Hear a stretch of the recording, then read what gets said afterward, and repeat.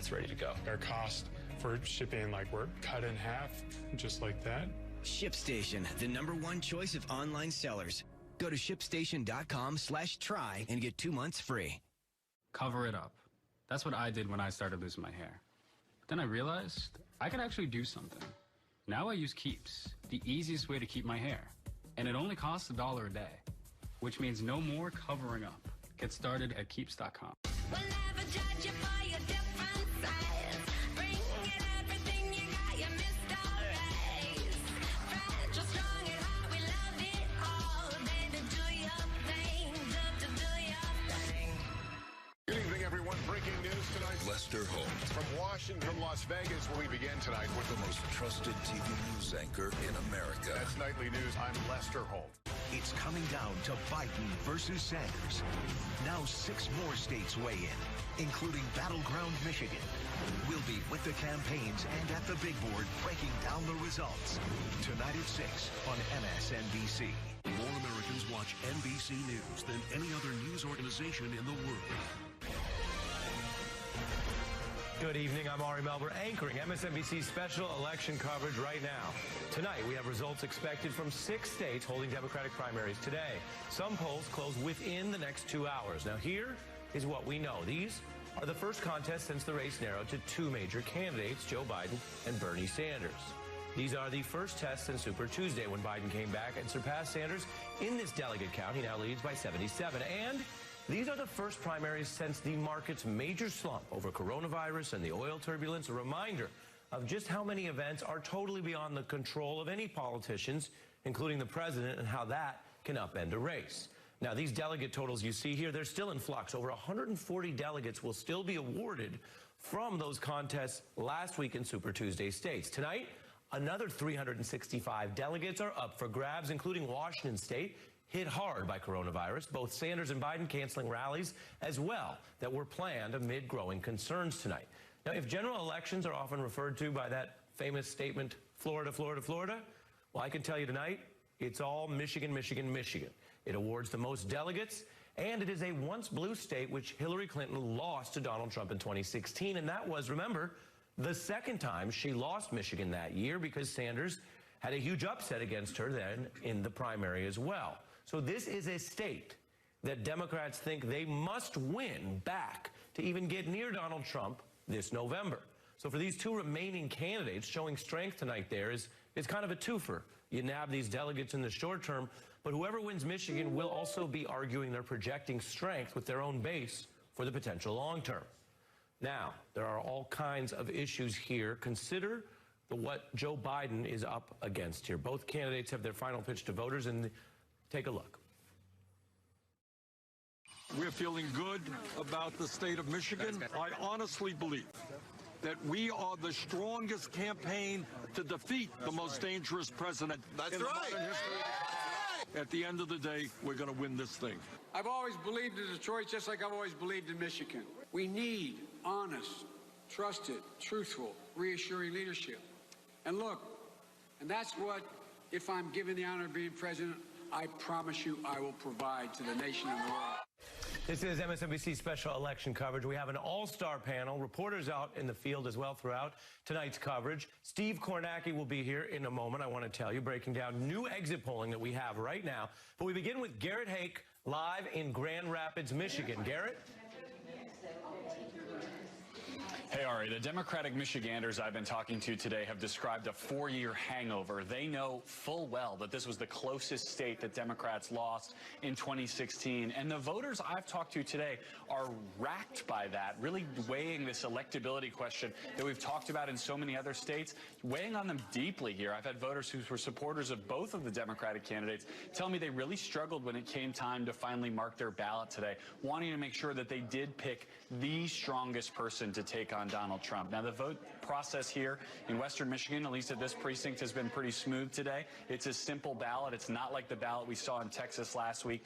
Just the Democratic or Republican primary on the ballot here today. Now, in Western Michigan, where I am right now, this is a county where Bernie Sanders did extraordinarily well 4 years ago. He doubled up Hillary Clinton here in Kent County. It's a place where he really needs to perform equally well again if he's going to take Michigan.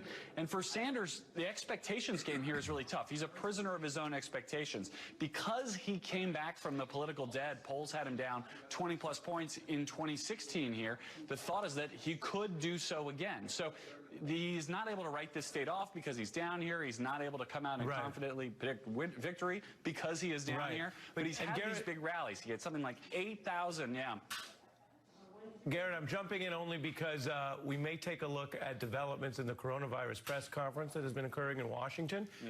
Go ahead and stay with me as our election coverage continues, but let's listen in. On the economic package, the word unveiled was just used, but so far the public has not seen it. How big is this package? How big is the payroll tax cut going to be? When is the general public going to see what you all put together? Right. Larry? We are working out details right now, so I don't want to quote any numbers ahead of time. You know, you make a proposal, we're checking with the leaders of both parties in both houses and see what is doable and where the, tough nuts are going to be. So I don't want to get into any detail. I think the outline of the thing is very important. The payroll tax holiday is probably the most important, powerful piece of this. But on the other hand, I want to draw attention. We can use administration and executive authority, again, to help unpaid sick leave people, which is very important. We can use it for the medium and smaller businesses, which is very important. Other distressed sectors, we have some leverage on tax deferral. We know, I mean, look, I will say again, as I have for quite some time, the economy is strong. We also know there are going to be problems ahead. We know there are going to be challenges ahead. Don't deny it. We'll see. I want to take that a day at a time and a fact at a time, a statistical release at a time. But anyway, this will be the broad package, and at some point in the near future, we will outline a more detailed package for you. Great. John. Actually, maybe while Larry's still up there, unless you want to answer it, Mr. Vice President. Go right ahead. The President proposed to the GOP policy lunch today to remove the entire payroll tax from both employers and employees. That would be a 12.4% reduction. Back in 2010, we had a 2% reduction. Can you basically eliminate, for however number of months, the payroll tax without blowing a huge hole in the budget? And furthermore, the President told the lunch he'd like to make that cut permanent. How do you do that? You know, the payroll tax holiday is a bold move. It's a very bold move. And this has always been a bold president. And we've been cutting taxes and rolling back regulations and changing trade deals and opening up the energy sector and doing things that nobody thought we could do before, John. We've had pretty good economic results for it. We're in a challenge period now. I get that. So with respect to your question on the specifics, I think there'll be a big growth payoff. I think it'll help deal with whatever challenges occur in the next few months. I think beyond that, ameliorating the tax burden on the middle class, the so-called blue-collar boom that I talk quite a bit about, that's what this is aimed for. That's really what the payroll tax is principally about. By lifting the burdens of those middle-class folks, I think we're going to get a big growth kicker. We've had a terrifically strong labor market, as you know. It may stall a bit or not. I'm just speculating on the challenges of on the health side. But I think over time, we'll make it up with much better economic growth.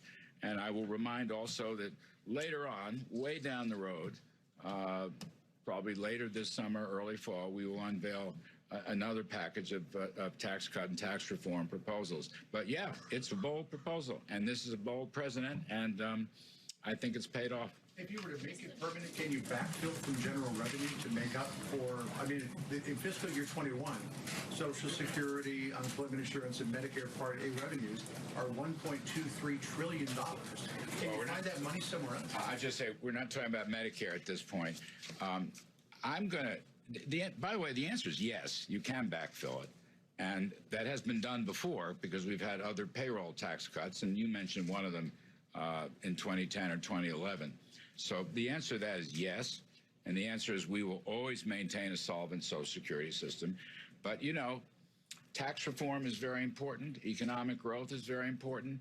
Incentives for middle and lower income workers are very important. And I will just add, you know, in terms of the boldness of this president's policies, despite what some of our critics think, actually it's the middle and lower middle people that have done the best in wage growth terms. And I think this is absolutely consistent. This lifts tax burdens on the middle class. I think it's absolutely consistent with his earlier policies.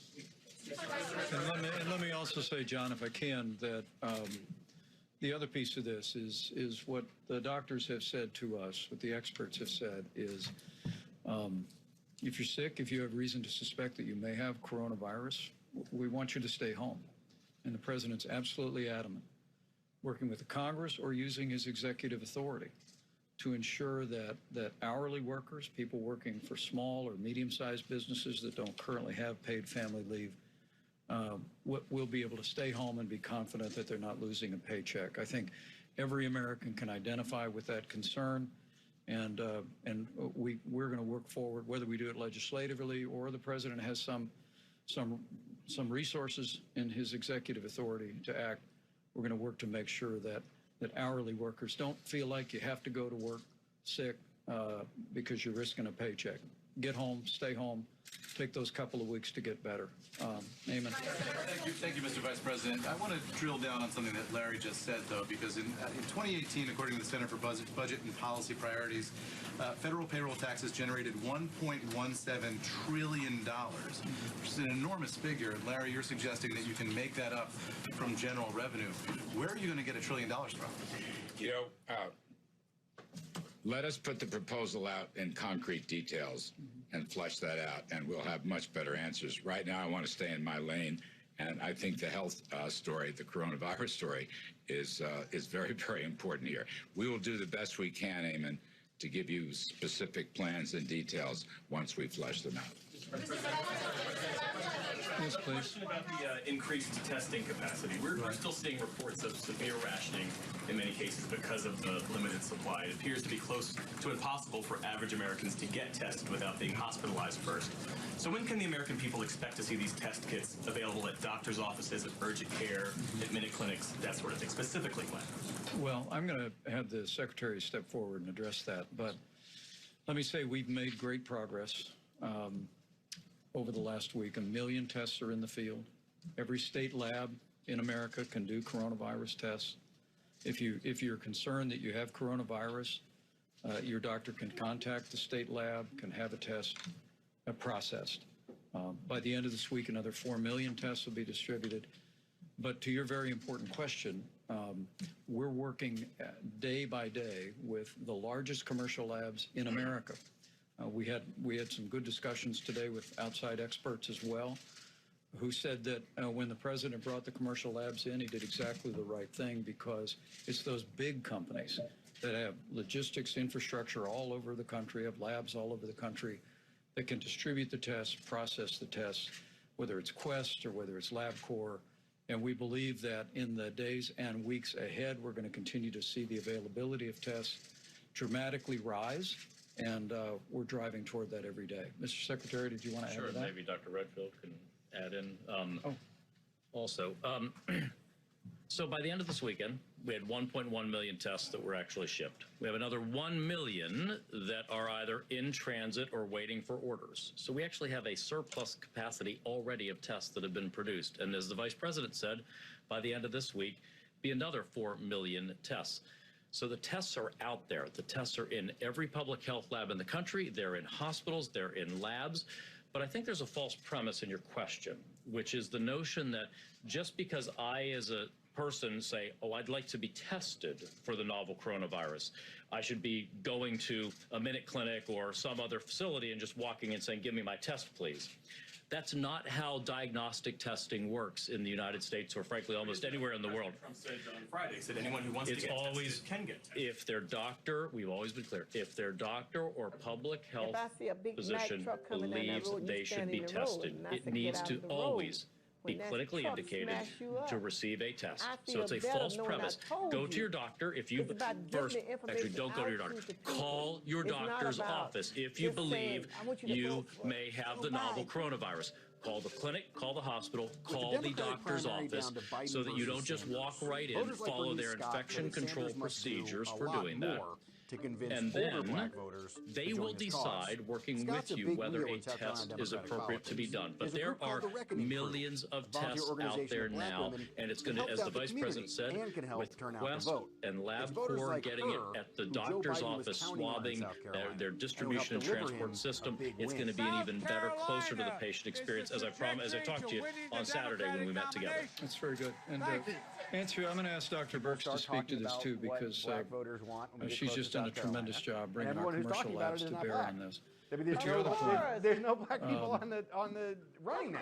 So how the president directed us to essentially change the criteria that CDC was giving labs around the country. We heard from governors around the country that people that were only mildly symptomatic were being told that they couldn't be tested. We changed that. We changed that description, and so as the president said, anyone who on a doctor's order wants to be tested can, at a doctor's indication, be tested now. We're working to fill that need, and we're making great progress every single day. But I want it doesn't matter what color they are. They like Bernie. Yeah, I just wanted to talk to you briefly about what happened in decreasing barriers. I've been a lab person, I've been a vaccine developer, I've been a doctor, I've been all those things, but I've never in my lifetime of government service have worked with the CDC in a way that every time the state or local government calls and says, I have this barrier, I need a modification to the regulations. That has happened almost daily.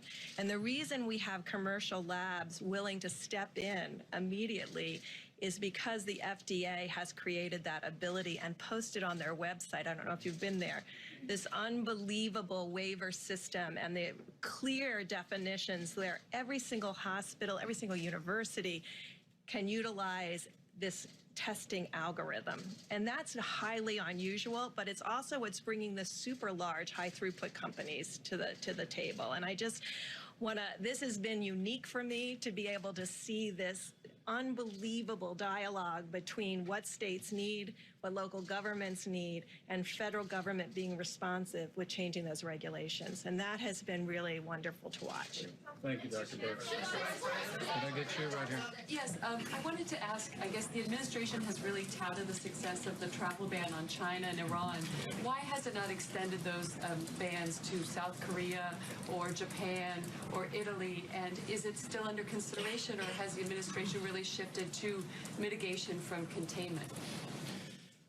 Well, I'm going to let Dr. Burks speak to that in a moment. But there is no question, as Dr. Fauci said just a few days ago, we would be in a very different place if President Trump had not suspended all travel from China.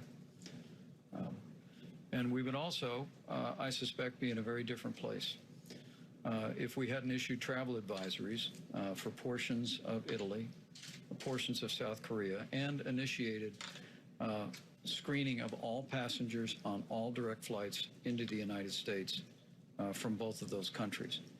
I will tell you, we had a very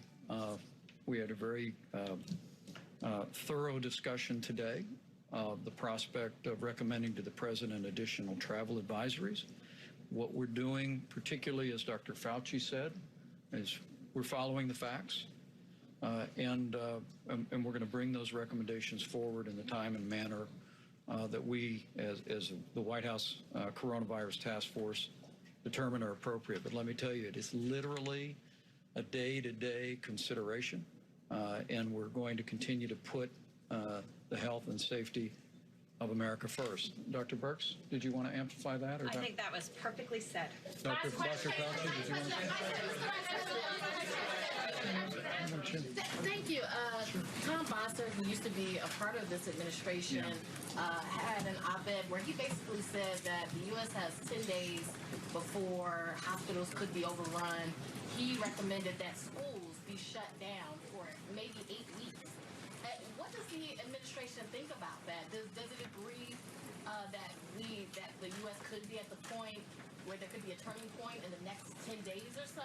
And what about keeping schools open? Should they be kept open? Well, let me say the recommendations that you have and that every American now has at coronavirus.gov apply to every jurisdiction in the country, every state and every community, irrespective of whether or not there's been a coronavirus case established. I will tell you that we're working very closely with California, Washington, New York, Florida, to develop community-specific recommendations for those areas where we have had what is known as community spread, a number of coronavirus cases that appear that it's being transmitted in the community. In the next 24 hours, working with those states, we'll be publishing CDC's recommendations for what ought to be done. But I want to turn it over to Dr. Fauci to tell you that we really think the most important thing here is that we continue to bring the facts forward to the American people, and that our proposals and our recommendations, while all of these apply to everybody in the United States, and it'll help reduce the infection rate of the coronavirus, that for those communities that are being impacted,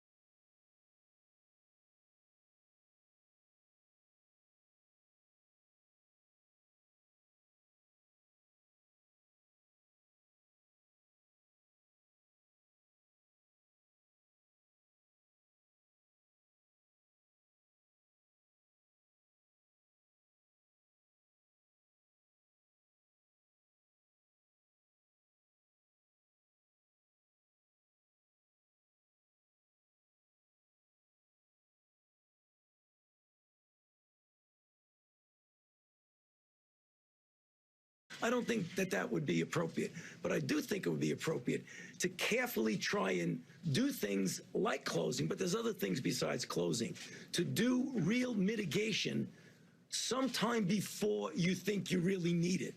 That gets back to what I said a few moments ago about where the puck is going to be.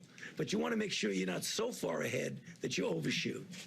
Great. All right, thanks, guys. Just real quick, should the president stop shaking hands with people? He just did it at the Medal of Freedom ceremony a few moments ago. On this sign up here, it says you should stop handshaking if you're at your workplace, in your school, or in commercial establishments. I notice you've been opting for the elbow bump. I've been shaking hands too. What do you make of that? Is that necessary, do you think, at this point? Well, look, as the president has said, in our line of work, you shake hands when someone wants to shake your hand, and I expect the president will continue to do that. I'll continue to do it. What this is a broad recommendation for Americans, but a really good recommendation is to wash your hands often. And all the experts tell me that while people want to get the various sanitizing lotions, washing your hands with hot soap and water for 20 seconds is just as good as any lotion you can buy. So how about one or two more? So is it a plan to coordinate a response with other countries? I'm sorry, say again? Is it a plan to coordinate a response with other countries in the continent? President Trump met President from Brazil, Bolsonaro, this weekend. Did they talk about coronavirus? I know that they spoke about a broad range of issues, and I'm confident the coronavirus was discussed. What I can tell you is that our focus is on the health and well-being of the American people. We're going to continue to communicate with nations across this hemisphere and across the country. But what the president's given us as a mission of the White House Coronavirus Task Force is to see to the health and well-being of the American people, and we'll continue to make recommendations to do just that. How about one more? Thank you, Mr. President. Two questions. One, on Washington State, they made a request of a strategic stockpile for, they said, 233,000 masks, and they received half of that. Wondering if that report is inaccurate, please speak to it. And secondly, on cruise lines, are you looking at a bailout for cruise lines? Several of these companies are tax exempt. So they got half of the shipment from the Strategic National Stockpile initially, and then when the Vice President actually went out to the state of Washington, that's when the second half of the shipment arrived. But I have spoken directly with Governor Inslee, with whom we've had a superb working relationship, and he has informed me that there are some additional personal protective equipment needs that a couple of their hospitals have, and we're working through the Strategic National Stockpile to make sure we are directing and fulfilling shipments to them as needed. I want to echo again our gratitude to Governor Inslee and all the health officials in the state of Washington. I was there last week. Our teams are working very closely together. We'll follow up on that public report, but the Secretary's indicated. But look, we're, as I said, in the next 24 hours, we'll be working with not only Washington State, but California, with New York, with Florida, and unveiling our recommendations, CDC's recommendations, to those areas that have been impacted by community spread, and then we'll continue to come alongside those communities to do everything in our power to mitigate the spread. But let me just say again, as a resource, thank you all. We'll be back here again tomorrow. Coronavirus.gov, practical information for every American, details for state labs that may yet have questions about performing their own tests. We have specifics, enzymes, agents, ingredients that where they can be acquired and how for the performance of coronavirus tests. But for every American, I just want to say again, remember the risk to the average American of contracting the coronavirus remains low. But however, the risk to senior citizens with serious underlying chronic health conditions is very significant, and it's important for all of us to continue to take all the steps necessary to look after the most vulnerable, to look after our health, and I'm confident that we'll get through this together. Thank you. We have been listening to Vice President Mike Pence and other public health officials in the Trump administration giving what has become this grim daily tradition now, the briefing on coronavirus. As we have done around here, we took some of it and we come back to it whenever there is potential news made. There were several items discussed, including potential policies with the administration proposing an economic package. We also, of course, as you can see all around me, are following 6 different states voting night, polls closing, and results coming in within the next 90 minutes. Steve Kornacki standing by as well with updates. I want to begin, though, given what we just heard with Democratic Congressman Emanuel Cleaver from Missouri. We have much to discuss, but first, your response to what we just heard from the White House. Well, I'm glad to see that it is infinitely more organized now than it was last week. And I think we're getting accurate information from all of the individuals who have been assembled on this team. And I think there probably is a new feeling of reassurance now that was not there. And as long as the information is accurate, I think we're moving in a good direction. We've done $8.3 billion in Congress, trying to help get all of the necessities that the medical community will need, and we'll do anything else, I think, to make sure that the American public is as protected as possible. But this disease is going to get worse before it gets better. This entire obvious public health concern is playing out against everyone having to go on with their lives. People have to balance going to work, which was just discussed in the context of a payroll tax proposal. And people have to go on and exercise their civic duties. We saw voters turning out here in these 6 states today. Meanwhile, both campaigns canceling Ohio rallies tonight out of concern for the virus. You, of course, I want to remind viewers, have endorsed Joe Biden. Your view of how this and the market jitters hang over what for Democrats is still a giant conclusion to the big question of who should take on President Trump? Well, this is one of those unexpected kinds of things that we have come to recognize in American politics. Something will blow into a campaign that no one expected, and the whole nation, and in fact the whole world, will get a chance to see what kind of leadership we have and compare it with those who would like to replace that leadership. And I think that the president started out, unfortunately and painfully for me, by saying this was a hoax. And then I saw someone on your network being interviewed, a woman who said it was a hoax, and that you couldn't believe anything that the Democrats did.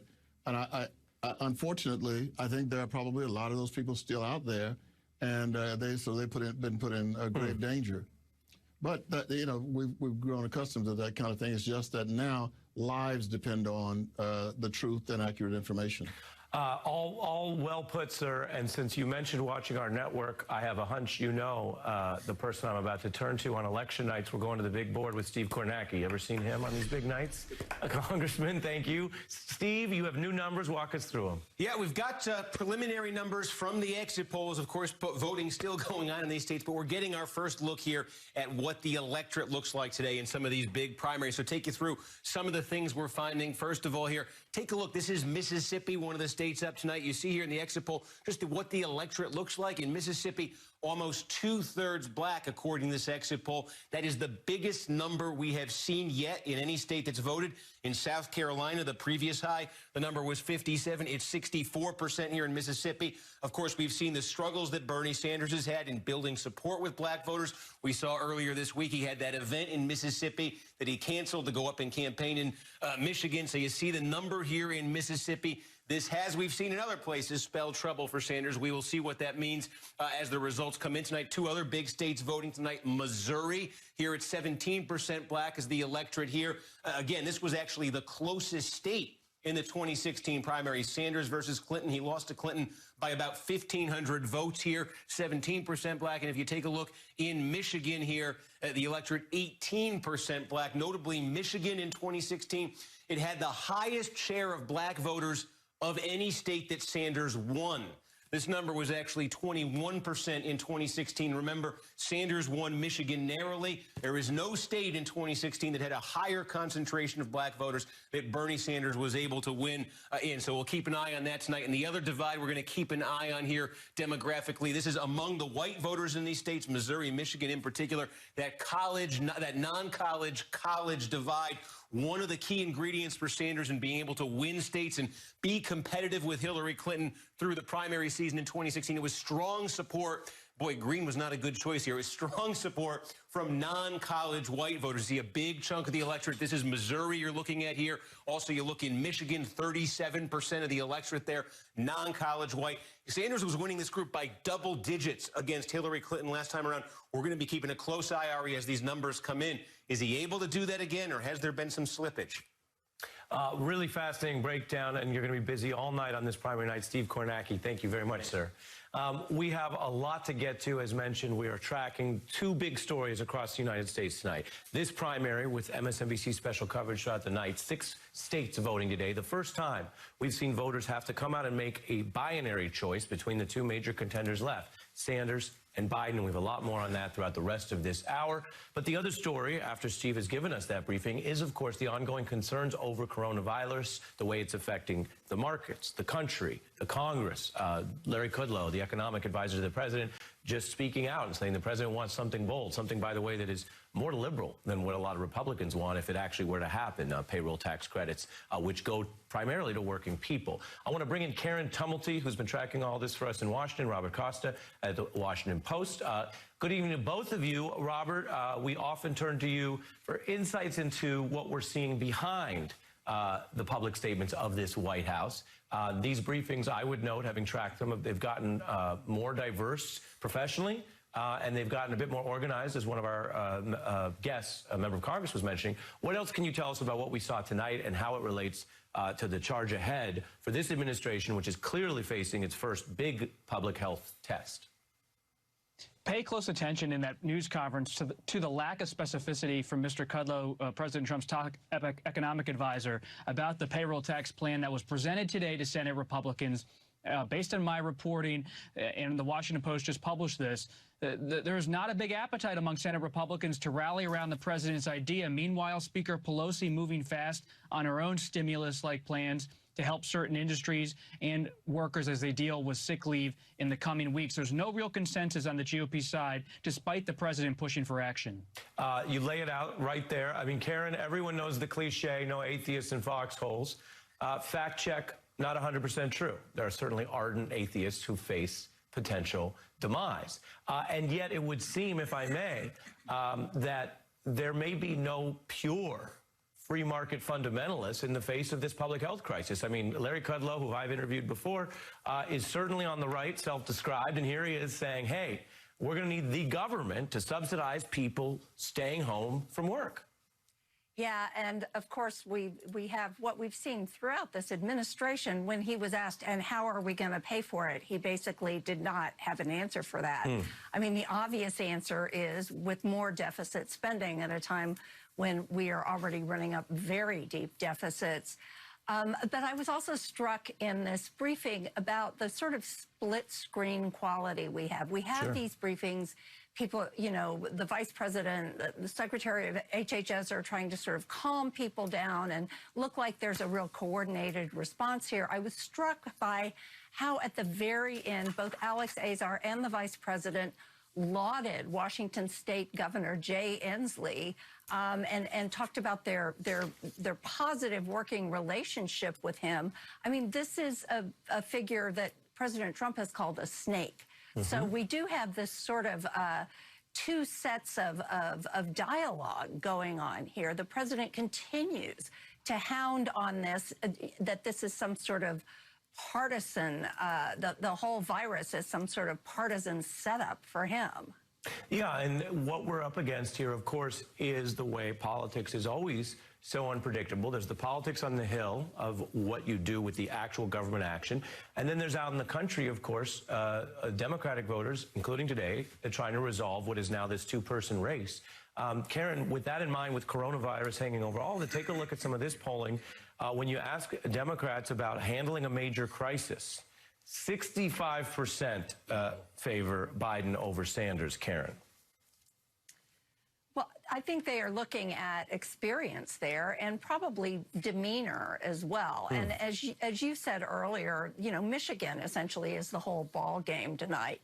And the political trajectory of the state of Michigan over the past 4 years has been extraordinary. As Garrett mentioned, it was the closest margin in the country in 2016. Donald Trump squeezed out a victory in that state by 13,000 votes. It was 0.3% of a margin. But then Democrats came back in 2018. They came back strong. They won every single statewide office on the ballot. In fact, Democratic women won every single statewide office on the ballot. So it is going to be very interesting to see beyond the margins tonight, sort of what the shape of the electorate looks like. I'm going to be looking at things like African-American turnout. Will it be higher, a greater percentage of the electorate than we saw it in the past?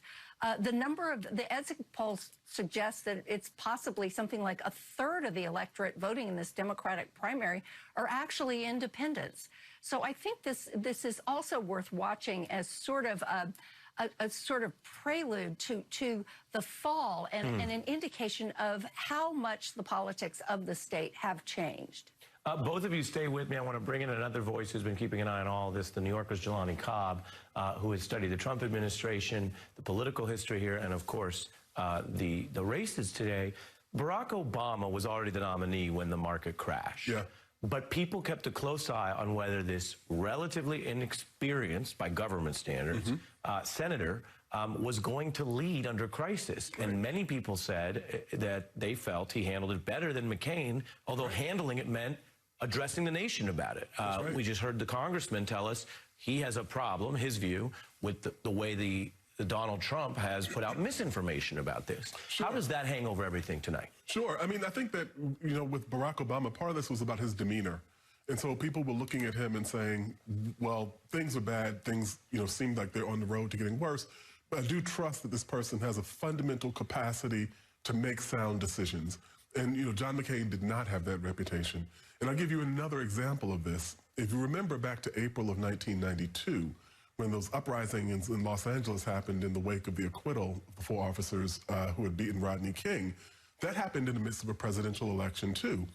And Bill Clinton appeared to be empathetic, whereas George Bush appeared to be kind of patrician and remote. And people thought that Clinton talked about this in a way that connoted someone who could lead in that way.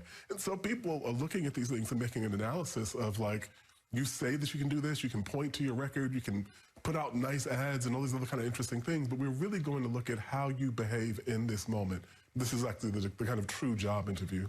Yeah, the job interview, and it is not politicizing it for voters to observe how everyone deals with it, and the fact that the president and Larry Kudlow have openly talked about dealing with markets before the public health safety factor, which they've been criticized for, among the other things mentioned, is a big part of this. Jelani stays with me as part of our special coverage.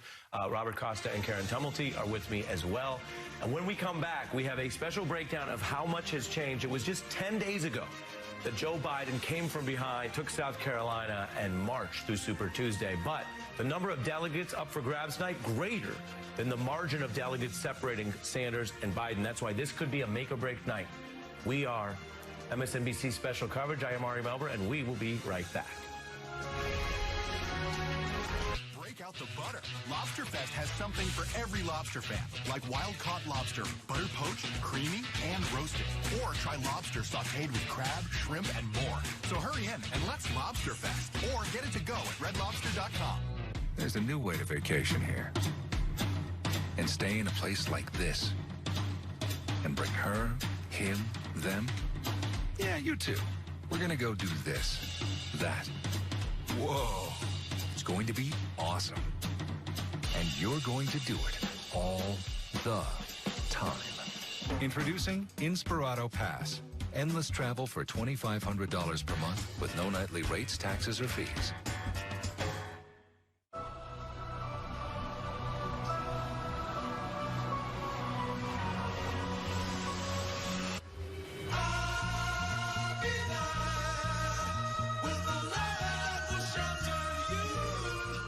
Meet the Ninja Foodie Pressure Cooker. The best of pressure cooking and air frying, now in one pod. And with Tender Crisp technology, you can cook foods that are crispy on the outside and juicy on the inside. The Ninja Foodie Pressure Cooker, the pressure cooker that crisps. Do you have concerns about mild memory loss related to aging? Prevagen is the #1 pharmacist-recommended memory support brand. You can find it in the vitamin aisle in stores everywhere. Prevagen, healthier brain, better life. Your mission. Stand up to moderate to severe rheumatoid arthritis and take it on with Rinvoq. Rinvoq, a once-daily pill, can dramatically improve symptoms.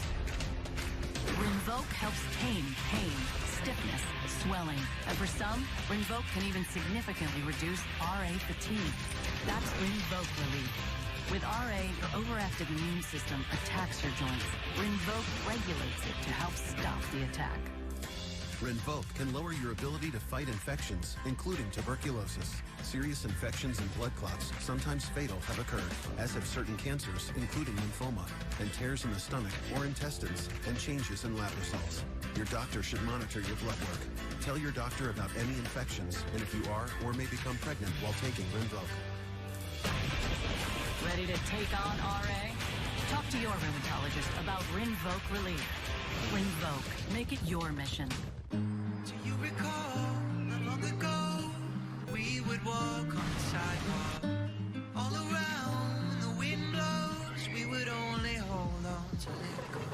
Blow our kids into the sun, we need someone to lean on. Blow our kids into the sun, all we need is somebody to lean on. All we need is someone to lean on. You love your freedom, but is joint pain holding you back? Unlike other creams, JointFlex helps strengthen joints and gives quick and long-lasting pain relief. Flex your freedom with JointFlex. Let's be honest. Quitting smoking is hard. Like quitting every Monday hard. Quitting feels so big. So try making it smaller, and you'll be surprised at how easily starting small can lead to something big. Start stopping with Nicorette. Hiring is challenging, especially for a pivotal role. It definitely felt like we were looking for a needle in a haystack. So Dylan used ZipRecruiter. He posted his job, ZipRecruiter sent it to over 100 top job sites, and then matched his job with qualified candidates. We were very impressed with how quickly we had quality candidates apply through ZipRecruiter. It's very important that we choose the right people, and ZipRecruiter's been able to help us do that. ZipRecruiter, the smartest way to hire. Try it for free at ZipRecruiter.com/star.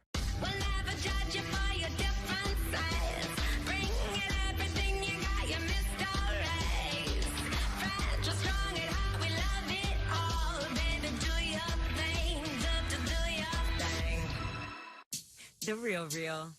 Authenticated luxury consignment at up to 90% off retail. Shop luxury brands a sustainable way. Only at The Real.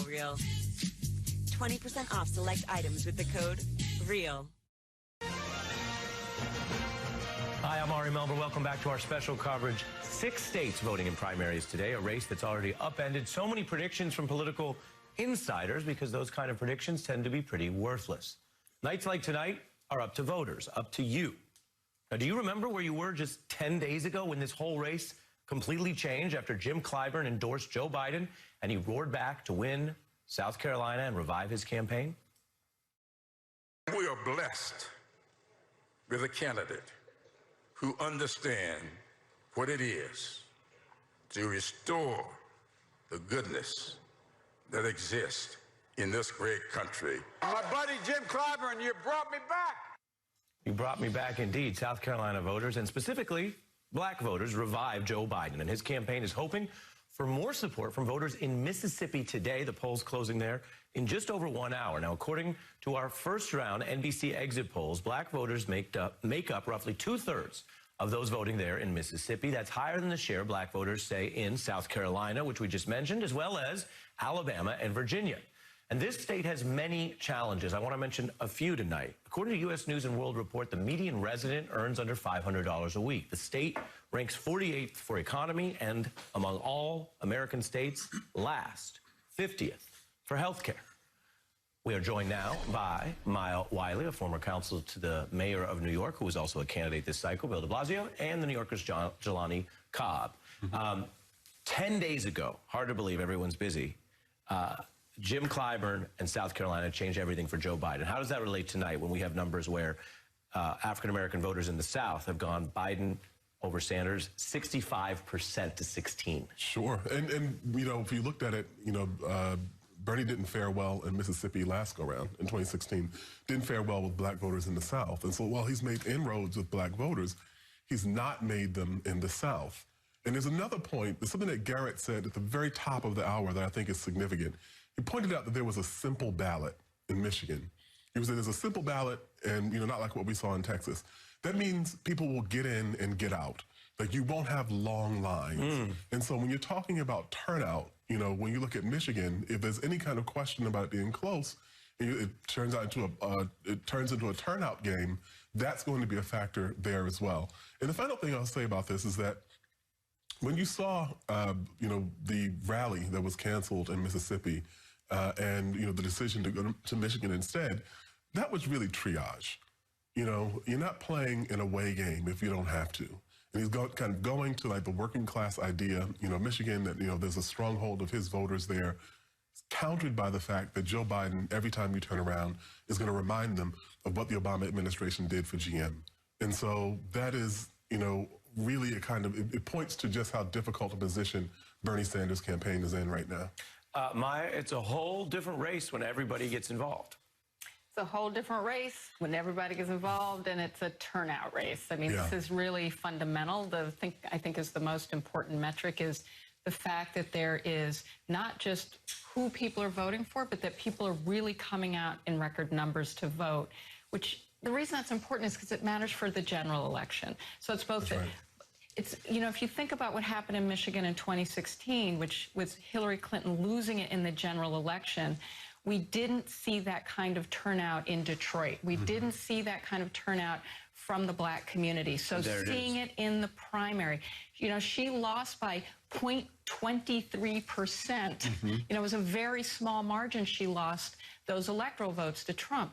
So this is about not just who black people are voting for, but that black people are turning out in record numbers, and I think that's something we have to be very excited about. How essential is it for Democratic Party leaders to be reminded that when you see someone like Joe Biden, who was, as I mentioned, 5th in New Hampshire, no one has ever won the Democratic Party nomination by finishing less behind 2nd in New Hampshire. He was 5th, 10%, but buoyed by this, and we're hearing some Democrats say, look, this is the Obama coalition recoalescing. Too early, I think, to say for the general election, but how important is it for the party to be reminded, oh, right, when the party wins, it's usually on the strength of high black turnout? It's extremely important. I think Jelani and I spend a lot of time reminding people how important we are. Daily. Right. And one of the things that happened in Michigan in 2016 was that folks started raising alarm bells to the Clinton camp about black people turning out in Michigan, and they felt those alarm bells went unanswered.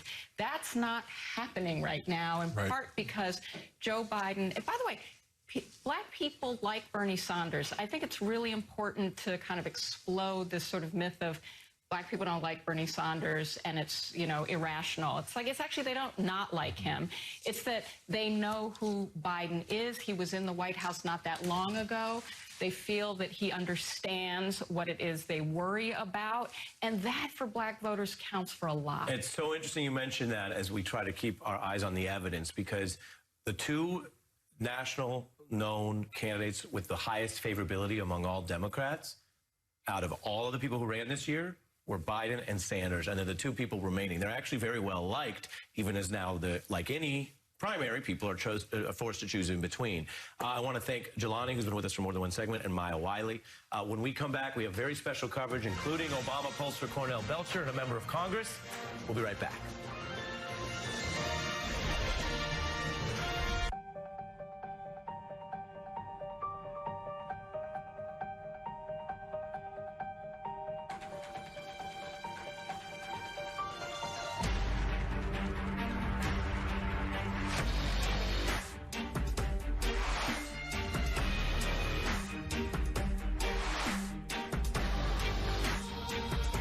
Get an average $11,727 in total values on the 2019 Ram 3500, plus this additional incentive. That is amazing. You want to see something amazing?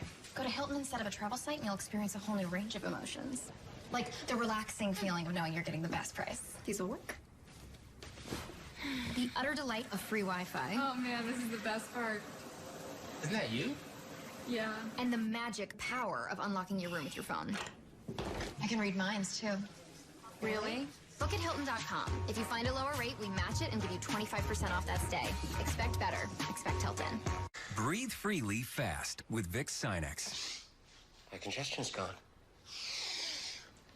I can breathe again! Oh, I can breathe again. Oh. Vicks Sinex. Breathe on. It can be overwhelming when the people who helped you your whole life now need your help. And it's up to you to find the right senior living option for them. You don't have to do it alone. A Place for Mom is a free senior living advisory service that guides you through the process so you can make the right decision for you and your loved ones. With local knowledge, their experts have helped hundreds of thousands of families just like yours. Help is a call away at A Place for Mom, your senior living experts. Ancestry provided me the opportunity to bring all these stories that I've heard to life. I wanted to keep digging, keep learning. This journey has just begun. Bring your family history to life like never before. Get started for free at Ancestry.com. This is big, double dozen big. It's Captain D's new double dozen shrimp. Yeah, you heard that right. 2 dozen golden, crispy shrimp piled high on one plate. Time to double down when the captain is coming.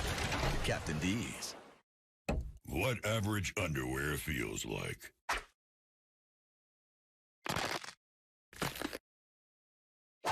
What Duluth Buck Naked underwear feels like.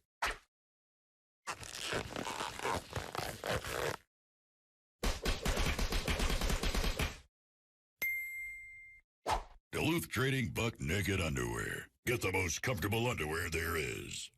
Only at Duluth stores and DuluthTrading.com.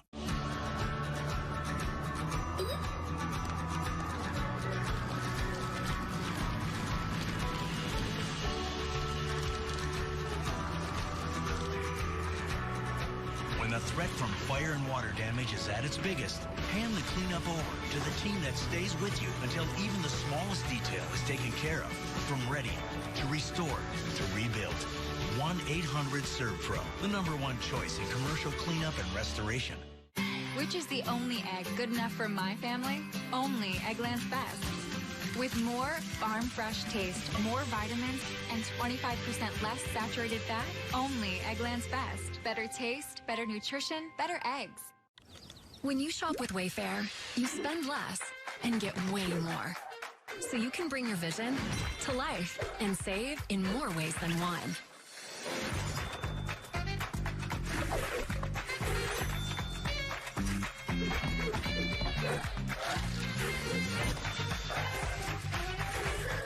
For small prices, you can build big dreams. Spend less, get way more. Shop everything home at Wayfair today. We're back with our special coverage, and I'm joined by Congresswoman Pramila Jayapal. She's supporting Bernie Sanders and joining us as a Washington State representative, a place that has been hit hard by coronavirus, something we've been covering throughout the hour. Joe Trippi, a strategist for Democrats. He was the campaign manager for Howard Dean's Upstart campaign back in 2004. And Cornell Belcher, who is a pollster for Barack Obama and was recently working with the Bloomberg campaign. Congresswoman, what's important, particularly with your state voting today? Well, I think the first thing is that our polls are open until 8 o'clock Pacific time, so people still have a chance to get their ballots in if they haven't done that already.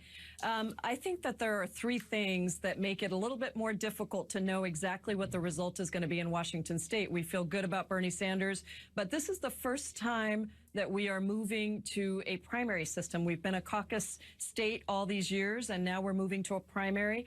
The second is you saw the statistics on the screen about how people are feeling about coronavirus.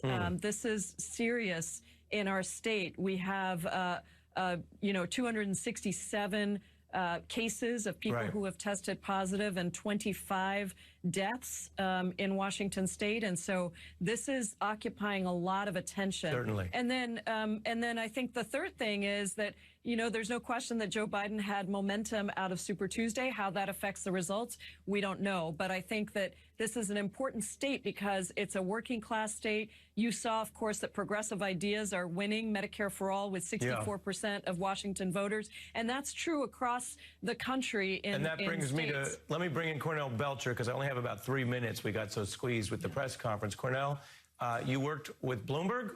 Is Joe Biden best equipped to pick up that share of the vote throughout this country tonight?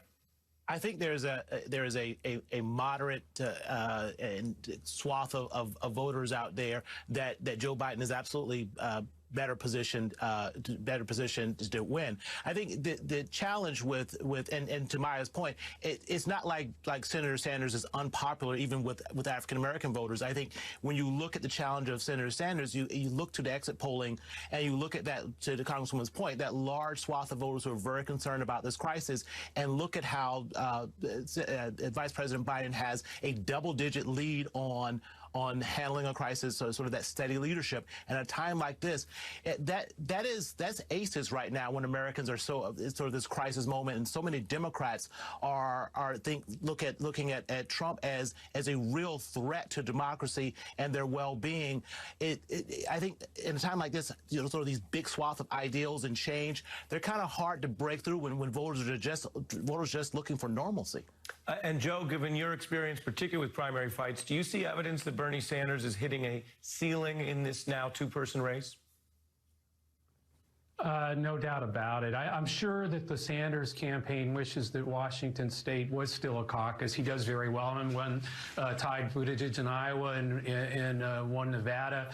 I think it's not apples and apples now that Washington State is a primary. That's going to be very tough. I mean, it's going to be closer, a lot closer, even if he does win it, and that's going to hurt him in the delegate hunt. And then with Mississippi and Missouri, I expect Biden will will roll up more delegates there. And that does get us to Michigan, but even Michigan, if Sanders somehow pulls it out, he might, it's going to be close. He's not going to make up much there. So I think in the end tonight, I think Biden will end up growing his delegate count margin over Sanders. And then it's really, really rough to catch him. Congresswoman, with the 30 seconds or so I have left, I give you the rebuttal.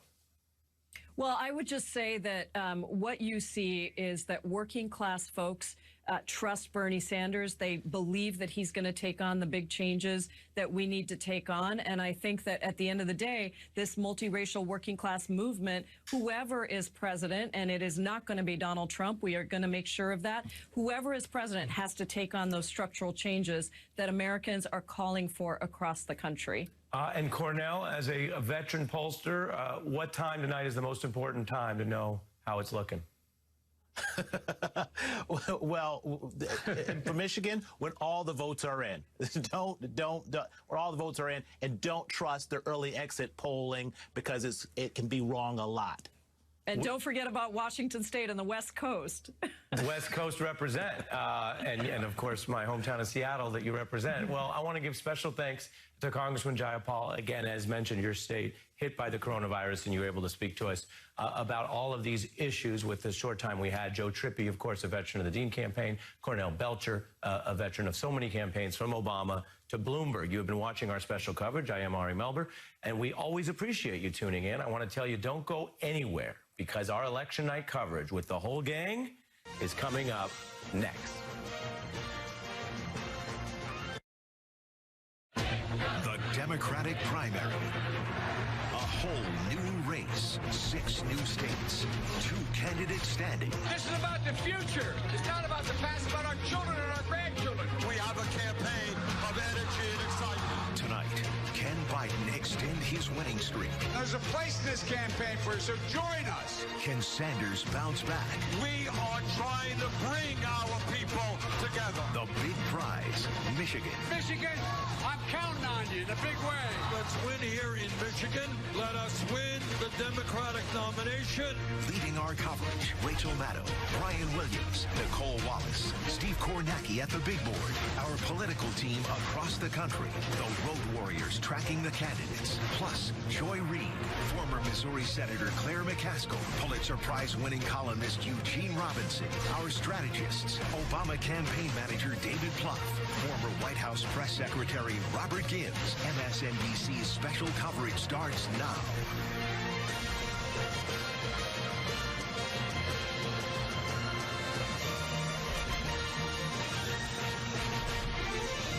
Voting is underway in 6 states, from the Deep South all the way up to the Pacific Northwest. Michigan, Missouri, Mississippi, North Dakota, Idaho, Washington State. The first contest since the former Vice President Joe Biden became the front runner, the first since Bloomberg and Warren dropped out of this race. What the Wall Street Journal dubbed Super Tuesday, the sequel. 1 hour till the first polls close. Brian Williams here in New York with Rachel Maddow. The biggest prize tonight, of course, in terms of the delegates, is Michigan, the site of serious Democratic primary drama in the very recent past. 2016, Michigan was the biggest upset in the whole Democratic primary. Bernie Sanders in 2016 eking out a very slim victory over Hillary Clinton after Michigan polls had showed him way behind. That historic upset in 2016, among other things, has cast a pall ever since over the reliability of polling in Michigan. But for what it's worth, heading into tonight, the polls do show Joe Biden ahead of Bernie Sanders in Michigan. Same thing in Missouri, and Biden is also strongly favored in the great state of Mississippi. In the 3 other states voting tonight, Bernie Sanders, it should be noted, did phenomenally well in 2016, romping to wins of almost 40, almost 50, almost 60-point margins in North Dakota, Washington State, and Idaho in 2016. Biden tonight keeping it close or winning in one of those states would, of course, be a sea change. Another split-screen day across our country, of course, as news of the coronavirus continues to pour in. And as the 2 stories, coronavirus and this election we are covering, merge, both Joe Biden and Bernie Sanders have canceled rallies scheduled for tonight. quote, out of concern for public health and safety. The number of confirmed coronavirus cases in the U.S. has nearly doubled in just the past day and a half. The governor of New York has set up a 1-mile-wide containment zone around the suburb of New Rochelle, north of where we are here in New York City, deploying the National Guard. Colorado today declared a state of emergency, as did the state of New Jersey, after reporting their first coronavirus death. And then there's Washington State, one of the centers of this outbreak, where voters are at the polls today and tonight. It's an open question whether and if and how much the coronavirus will affect these primaries. In Washington State, which has been so hard hit, they vote by mail, which is interesting in terms of thinking about how concerns about the virus and about people coming together in too large of crowds might affect the dynamics in terms of today's primary. Despite everything else going on, we should mention that Washington State has been saying, heading into tonight, that they expect they might hit record turnout in this primary. Ohio, which votes next week, they announced today that they're moving polling places in 88 counties, basically taking them out of nursing homes and senior citizen housing facilities out of an abundance of caution. Our team of correspondents and analysts is spread out throughout this country, for that matter, throughout the studio. We want to start with Steve Kornacki at the big board with what's at stake tonight. Hey, Steve. Hey, Brian. Yes, some interesting storylines here. Of course, coming into tonight, Biden leading. This is the overall delegate count you're seeing.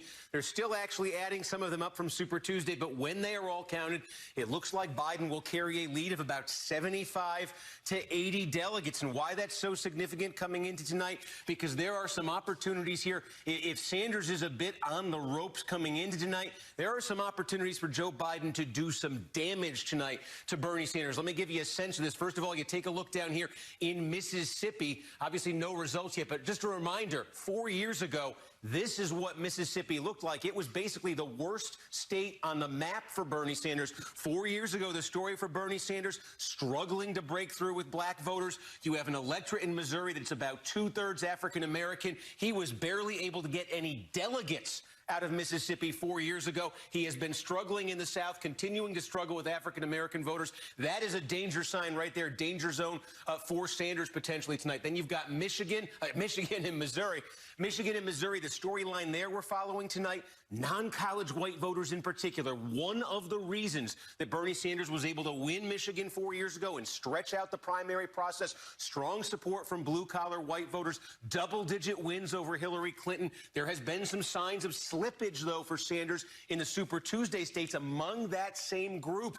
He needs them tonight in Michigan and Missouri. Will he get them? And the other issue for Bernie Sanders, these three states, these were great Bernie Sanders states in 2016, Washington, Idaho, and North Dakota. Let me give you one example. Look at Washington. Look at the margin here in 2016. Sanders won this state 73-27, but he won a caucus. Washington, Idaho, and North Dakota were caucus states in 2016. They have all moved away from caucuses. It's a primary in Washington, a primary in Idaho, kind of a hybrid in North Dakota tonight. That could also be trouble for Bernie Sanders. So there are opportunities here for Joe Biden to really show that circumstances have changed since 2016. And I think big picture, the story tonight is, will Democratic voters in these states give Sanders some new life when he badly needs it? Or are they going to deliver a message they're kind of ready for this thing to be over with? Steve, can I ask you a little bit about how much polling there has been for these states tonight? It is my impression that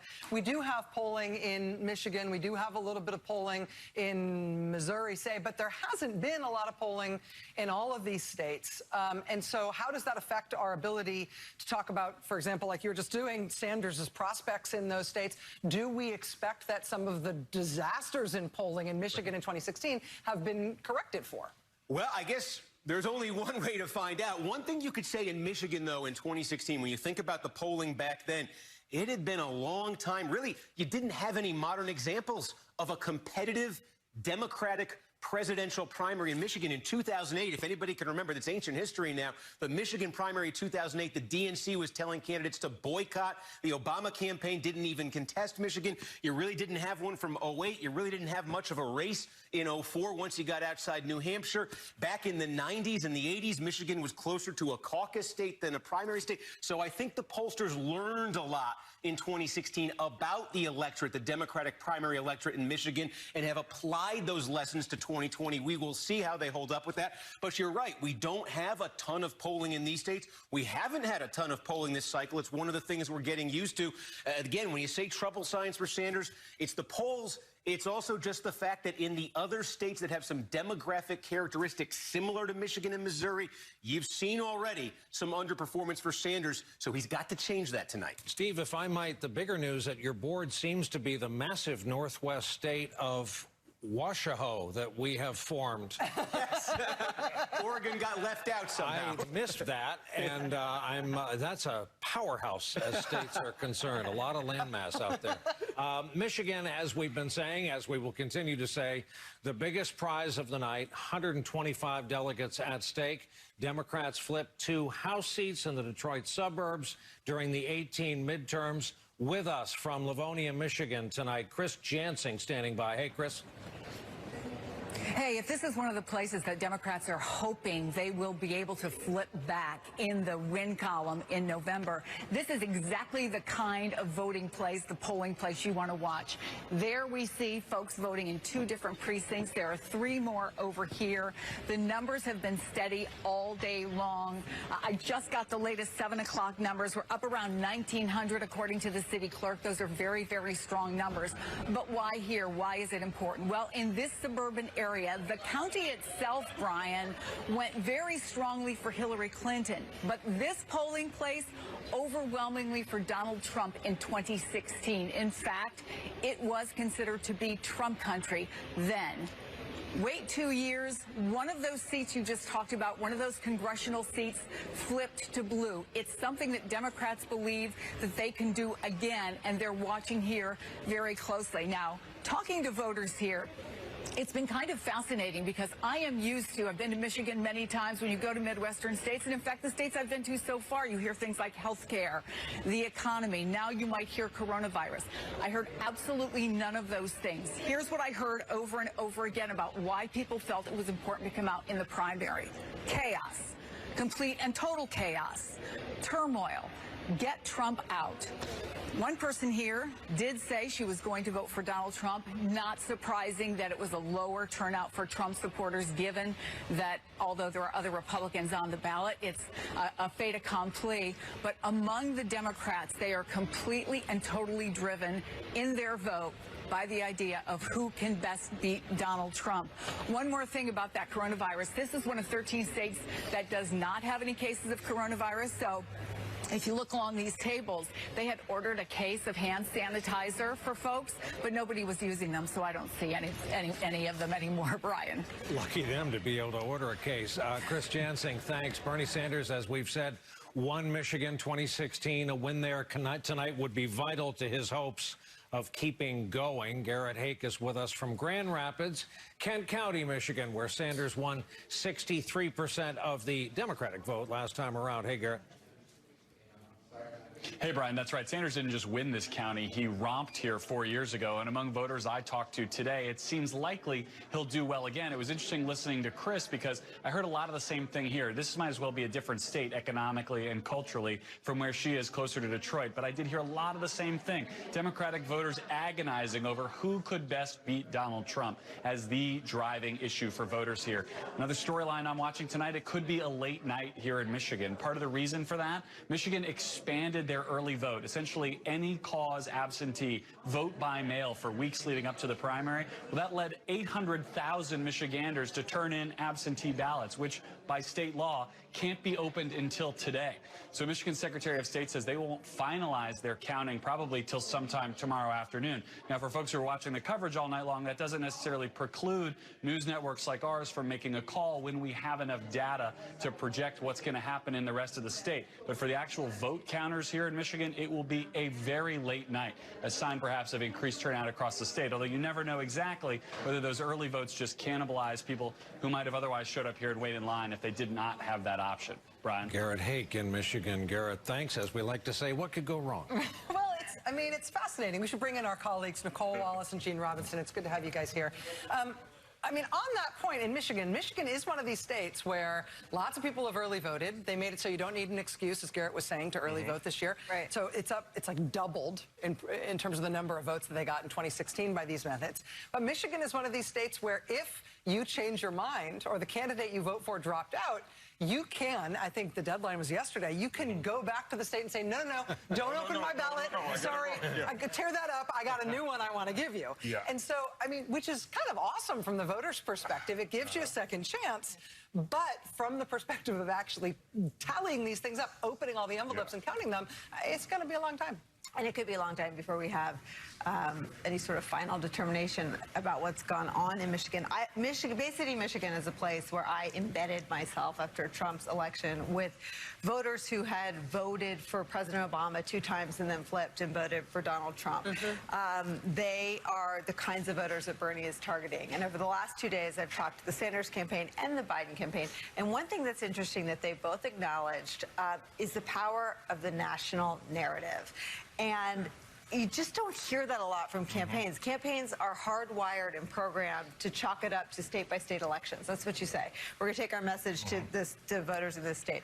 The Sanders campaign will acknowledge that they have, I don't know if struggled is a word that they use, but I think it accurately describes the challenge they felt. They've struggled with the national narrative, which is that from South Carolina on, there has been this wave of support, of voting for, and of goodwill, and almost of relief that Joe Biden seemed to gain his footing in the days between South Carolina and Super Tuesday. They have struggled against that narrative. They've lashed out at the media in some ways that are very similar to the way Donald Trump lashed out at the media, saying the media was fixated on his comments about Castro. Well, Bernie Sanders mentioned Fidel Castro in the 4 days between his huge win in the Nevada caucuses and the South Carolina primary. So, and then the Biden campaign today talking about the curveball that coronavirus presents. Now, we'll see in the data that we get tonight whether curveball really is the right way to describe it. I think that the vice president may benefit, having been vice president for 8 years, to a president who remains very popular among the Democratic base. But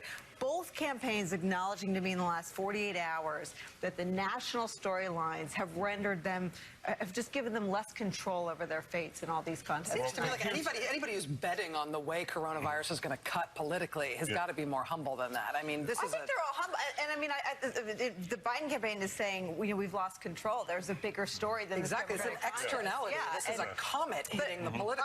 I'd say this, though, having worked in a White House that was never in control of external events, from 9/11 to the wars in Iraq and Afghanistan, having run for re-election for that president, it is, the voters don't blame you for the external events, but they judge you 100% on how you respond. And if you go, I mean, I think we talk a lot about 16. I think 08 may become more instructive, where George W. Bush, the president, then brought then Senator Obama and Senator John McCain into the Roosevelt room for an emergency meeting. And it was Senator Obama who displayed more knowledge. Maybe in a period of this campaign, and things can change all the time, that is much more similar to those final weeks of the 08 in general. There's another thing I'm going to be watching for in Michigan tonight, and that is we saw how what African-American voters did in the South. And on Super Tuesday, we saw South Carolina, we saw Alabama. Is there any difference when we look at first what is the turnout in heavily African-American parts of Michigan, Detroit, Flint, Pontiac, places like that? What is the turnout like? Are people voting with enthusiasm? And do they go as heavily for Biden, or do we see the generation gap that Bernie Sanders really hoped for, with younger African-American voters going for him, that he didn't really see very much of, frankly, in the previous primaries? And I think the whole Democratic Party will be looking at that African-American turnout, because had it been larger 4 years ago, Michigan would have easily gone to Hillary Clinton. 13,000 votes. That's a little corner of Detroit had been more enthusiastic. 2016 Michigan looms for all sorts of reasons. Like, right, the polls were totally wrong for whatever reason. Okay, that's worth remembering and carrying forward. Also, Bernie Sanders breathed huge new life into his campaign to have that big upset win. Also, turnout was way down in that 2016 Democratic primary, which should have been foreshadowing for the Democrats that they were going to have trouble there in the general, and then them losing there in the general. I mean, Trump was the first Republican since the 70s to win a general election in Michigan. It doesn't happen, except it happened. And, I mean, that was, I mean, all of the Michigan, it's not Michigan hangover. It's like Michigan is a chronicle of a Democratic death foretold, looms so large over what's happening there tonight. We're going to take a break in our coverage. After we come back, we're going to go down south. We're going to get a report from Mississippi, one of the 6 prizes at stake tonight, as our live coverage continues with just over 41 minutes until the first polls close. Your mission: stand up to moderate to severe rheumatoid arthritis and take it on with Rinvoq. Rinvoq, a once-daily pill, can dramatically improve symptoms. Rinvoq helps tame pain, stiffness, swelling, and for some, Rinvoq can even significantly reduce RA fatigue. That's Rinvoq relief. With RA, your overactive immune system attacks your joints. Rinvoq regulates it to help stop the attack. Rinvoq can lower your ability to fight infections, including tuberculosis. Serious infections and blood clots, sometimes fatal, have occurred, as have certain cancers, including lymphoma, and tears in the stomach or intestines, and changes in lab results. Your doctor should monitor your blood work. Tell your doctor about any infections, and if you are or may become pregnant while taking Rinvoq. Ready to take on RA? Talk to your rheumatologist about Rinvoq relief. Rinvoq, make it your mission. In America, we all count, no matter where we call home, how we worship, or who we love. And the 2020 census is how that great promise is kept. Because this is the count that informs where hundreds of billions in funding will go each year for things like education, healthcare, and programs that touch us all. Shape your future. Start here. Learn more at 2020census.gov. I'm your 70-pound St. Bernard puppy, and my lack of impulse control is about to become your problem. No, come on. I saw you eating poop earlier. My focus is on the road, and that's saving me cash with DriveWise. When a nasty cold won't let you sleep, try NyQuil Severe with Vicks VapoCool and vaporize it. NyQuil Severe with Vicks VapoCool, the vaporizing, nighttime coughing, aching, stuffy head, best sleep with a cold medicine. I have a structured settlement and I need cash now. Call J.G. Wentworth. J.G. Wentworth, how can I help you get cash? I want to pay off my debt and move into my own place, but I need cash now to do it. Let's see if we can help. Do you get regular payments from an insurance company? For example, from a personal injury settlement or a car accident? Yes, monthly, and it's been working out okay. The thing is, it's my money and I need it now. Right. So how does this sound? In exchange for some or all of your future payments, we give you a lump sum of cash now. And since this isn't a personal loan, there's no credit check. What will you do with more cash? Buy a car, get an apartment, go to school? After all, it's your money. Use it when you need it. Call now and you'll also get $25 for receiving a quote. Call 877-CASH-NOW for your free Cash Now quote. That's 877-CASH-NOW. Call now. Thanks, J.G. Wentworth. Florida, Ohio, Illinois, Arizona. 4 states with over 500 delegates. Biden and Sanders fighting to take command. We'll be on the ground and at the big board breaking down the results next Tuesday at 6 on MSNBC. Many times folks come up to me and was like, man, you're running against Lindsey Graham. That's really tough. I know what tough is like, right? Tough is like when you don't know when the next meal's coming from, right? I'm Tremaine Lee, and this is Into America. Welcome back. Coming up on 7:22 Eastern Time, and during the break, we received some news. Sunday's debate was always going to be unique because we're down to 2, but we now know it's going to be unique for another reason. It's going to be even lonelier than that. This is a debate that's going to be hosted on by CNN on Sunday in Arizona. And they have just announced that there will be no audience for that debate. We have seen this happen with international sporting events. The prospect has been raised that we may start to see this with domestic sports events as well. Things happening in front of an empty stadium or an empty arena. That will happen for this debate as states around the country now try to take more measures for trying to protect people from getting this virus. We promised we would take a southern swing, and let's go to Mississippi. Just 36 pledged delegates, but it has the highest share of African-American voters in any state on the Democratic primary calendar. Joe Biden has won overwhelmingly with black voters in the South thus far, hoping for the same tonight. You see her there. Blaine Alexander is our reporter in Jackson tonight. Hey, Blaine. Hey, Brian, and you already said it, the black vote, that really is going to be the thing to watch down here in Mississippi and likely the key to delivering a good night for Joe Biden. Now, we're just now actually getting our very first full look at turnout today in Mississippi. We understand that the numbers have been steady throughout the day, and in fact, the absentee ballots and the number of registered voters is higher than back in 2016, I'm told. But the real number to watch, of course, is going to be the black vote. Now, according to our NBC News exit poll, roughly 2/3 of all Mississippi voters that turned out today are African-American. To put that into context, that's higher than South Carolina. That's higher than any contest we've seen so far.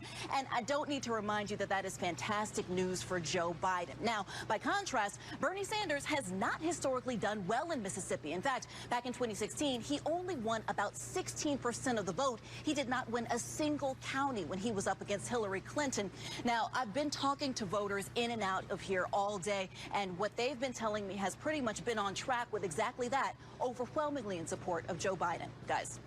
Blaine Alexander, Blaine, thanks. And as we go to Steve Kornacki, Blaine was exactly right. If you look at turnout figures, we have every reason to believe that according to what we know about turnout, that's going to be excellent news for Joe Biden. Absolutely. Look, the previous high number was South Carolina. We all remember what happened in the South Carolina primary. It was 57% African-American, the Democratic electorate there a couple weeks ago. Tonight, this exit poll is saying 64% black. Actually, in 2016, the number is even a little bit higher than that. It actually cracked 70% in Mississippi. But this is going to probably be the highest black share of an electorate we see in this primary season. The significance of this, obviously, take a look here at, this is going to be a little slow loading, but here you go. In the South so far, among African-American voters, this is what we've been seeing. 65% for Biden, 16% for Bernie Sanders. Wow. If you add up all the results we've gotten so far, I think there is a reason that Bernie Sanders didn't go through with that trip to Mississippi this week, instead went up to Michigan. And by the way, if you put this in some context, look, Sanders does the worst among African-Americans in the South. His numbers in 2016 were a little bit better when you got to the north, especially when you got to some urban areas in the north, 25, 30% in the north. But look at this. He was in the teens in the South in 2016. He is in the teens in 2020. If you took Biden's name off here and you said this was Hillary Clinton versus Bernie Sanders, it looked virtually the same back then. In fact, nationally in 2016, among African-American voters across every primary in the country in 2016, it was 77% Clinton among black voters and 21% Sanders. That was a huge issue for Bernie Sanders in 2016. He was basically tied in 2016 nationally among white voters. He got his clock cleaned among African-American voters. He had 4 years to fix it, but these are the kinds of numbers we have been seeing so far. Steve, in terms of, I mean, that seems like that tells us sort of what we need to know about Mississippi tonight, and it tells us that Biden essentially will complete a sweep of the South over the course of this primary. But how much do those numbers with African Americans affect Sanders' chances tonight in Missouri and in Michigan? So, yeah, you talk about Missouri and Michigan, and I think we can show you this. Let me see if that's next. Here you go. So this is from what we've seen so far in terms of the black share of each state. We mentioned South Carolina was 56 when the final numbers were tabulated. Right now, what we're seeing in Michigan is an electorate that is 18% black. That's according to our exit poll right now. And in Missouri, we're seeing 17%. That Michigan number, I'm going to put a box around that. In 2016, the number in Michigan, actually in the exit poll, ended up at 21. And that made Michigan the state in 2016 with the highest concentration of black voters that Bernie Sanders was able to win. He did not win a single state in 2016 with a higher share of black voters than in Michigan. Of course, he barely won Michigan, and you're seeing numbers 18, 17. So keep that in mind as these numbers come in, too. Steve Kornacki, thank you very much. Let's bring into the conversation our friends Robert Gibbs and former U.S. Senator Claire McCaskill. Claire, I wanted to ask you, when we're looking at Michigan here and we're looking at your home state of Missouri, we have seen some polling, but in a lot of ways, the expectations tonight are set in part because of what happened in 2016 when Sanders was running against Hillary Clinton. Is Sanders versus Biden a replay of Sanders versus Clinton in states like Michigan and your home state of Missouri? I don't think it is. I've been home for most of the last week and been out talking to people, focus groups in grocery stores, focus groups among my kids' friends. And I really think Bernie came within 1 point of Hillary Clinton in Missouri in 2016 and won Michigan. I think that Biden is going to have a big, big win in both states. And what I've figured out, I think, is a lot of the Bernie vote in 2016, fair or unfair, was anti-Hillary. It wasn't so much pro-Bernie. So I think you're going to see, I will be surprised if Biden doesn't win Missouri by at least double digits. It may be as much as 15 or 20 points. Whoa. And I talked to my friends in Michigan today, and they predict the same margin for Biden in Michigan. Claire, I'm just the one off camera saying wow and whoa, like I'm at home watching TV. Sorry to all of our viewers. I forget sometimes. I feel like I'm watching you guys. Organic. I'm sorry. Yeah. But wow and whoa. And let me ask you if you think that some of Bernie's choices since his big win in Nevada have something to do with that. I mean, to leave no room for nuance around the South Carolina win, to just try to blame that or brand that as the establishment coming to Biden's rescue. It didn't ring true, one. It isn't true, two. And Biden was pretty quick to give the credit to the people that deserve it, the African-American voters of South Carolina. Yeah, and I don't know if this is going to be true in Michigan, Nicole, but in Missouri, we're seeing a double-digit increase in older voters and a decrease in younger voters. And when you find good things to say about Castro, and when the word socialism is being bandied around as much as it has been, that really hurts with older voters in a state like mine. Wow. And I was just going to ask about the Trump factor, too, Claire. You know, it seems like Trump has had, you know, his conduct around the coronavirus crisis has been questioned by even some Republicans. Even his former Homeland Security advisor is out there sort of waving his arms frantically, pointing people toward real facts. Do you think that that is having this sort of sobering effect on Democratic primary voters? There's no question, and I heard Chris Jansen say that she heard voters saying chaos and total chaos. People have fatigue over the mess, and this administration is not showing strong at this moment. And that's when presidents have to lead and do so responsibly. And I actually think this corona thing is really, really going to hurt Trump, and it really tonight I think is going to help Joe Biden. Hey, Robert Gibbs, we have all been talking tonight about these 6 contests as if Michigan is the heavyweight, not just in terms of delegates, but in terms of momentum and the effect on the overall Democratic primary. Is that the right way to be looking at it? What do you think is most important about these 6 states? Well, I would start to think of this race not as states anymore, because while they're easy to fill in on the map, and I don't want to put Steve Kornacki out of a job here, but it really is all about delegates. Delegates, delegates, delegates. Even in a psychological win 4 years ago in Michigan, Bernie Sanders only picked up a net 4 delegates on Hillary Clinton. And I think why tonight is so important for Bernie Sanders, this is the best political real estate that he's going to traverse in the month of March. And if you take these 6 states 4 years ago, he picked up 46 delegates, and we talked about it because 3 of those states were caucuses. He has got to break the delegate math tonight. We're running out of time if you're the Bernie Sanders campaign. You talked about those southern states and that African-American vote. In the next 2 weeks, we have Georgia and Florida. Together, that's almost 100 more delegates than Texas. And if he's drawing 16% of the African-American vote in Florida and Georgia, in a real estate that's that big, he has got to start making this gap up tonight. And if he misses that opportunity, it's a lot of sand through the hourglass. And that means we should not only watch the states, we really need to watch the margins. Absolutely. Watch the margins, watch the delegates, watch that number coming out of this. You could conceivably, I'm not suggesting this because I think Claire's predictions are much closer to what's going to happen. But you could see a bunch of these states finish close to 50-50, have a landslide in Mississippi, and Joe Biden could win Mississippi, lose 5 states, and net 20 delegates or 25 delegates. Wow. And I think that's the big news out of this is, again, it's not as much those states on a map anymore. It's those people that are going to show up in Milwaukee to nominate and vote for that nominee. He's totally right. That's the coin of the realm. That's the currency that the race is about. It's delegates. And exactly. And the Sanders camp knows that. I mean, their deputy campaign manager was on our hour yesterday and would not even say, you play the sort of game of what do you need to win, what do you need to see. They're not even naming states anymore. They're answering it in terms of getting some delegates. The rest is all chit-chat. Another break for us. When we come back, more on how this ongoing, slow-rolling coronavirus crisis is affecting the business of campaigning and what we will have to show you tonight when we come back.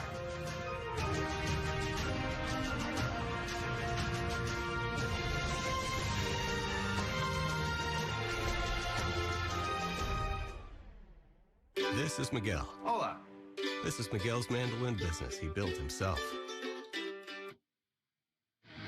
This is Miguel's son. Sorry. Miguel wants to pass on his business to his son, but he doesn't know how. Music I could read. Legal? Not so much. So he turned to his friends at LegalZoom. We helped him set up the right estate plan so his son will inherit his business, so Miguel can get back to making music. Sings like an angel, doesn't she? This is Miguel's mandolin shop, and this is where life meets legal. You work hard for your money. Stretch days for it. More? Juggled life for it. Took charge for it. So care for it. Look after it. Invest with the expertise of JP Morgan, either with an advisor or online through Chase. After all, it's yours. Chase, make more of what's yours. What's more important than a beautiful home? A safer, smarter one. With ADT video doorbells, smart locks, and cameras inside and out. With ADT, you control your smart home. With your voice, Alexa, dim the lights. Or your phone. If you're home or away from home, ADT helps keep you safe with motion, smoke, and flood alerts, and sends help when you need it. All this plus rigorously tested products and one of the best money-back guarantees in the industry. That's real protection.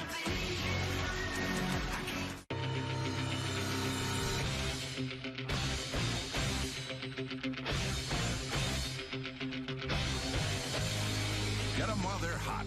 Applebee's 25-cent boneless wings are back in your choice of 3 sauces.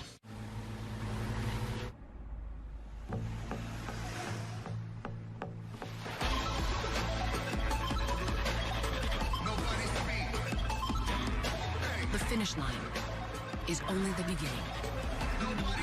Others talk about the road to success. We make cars for it.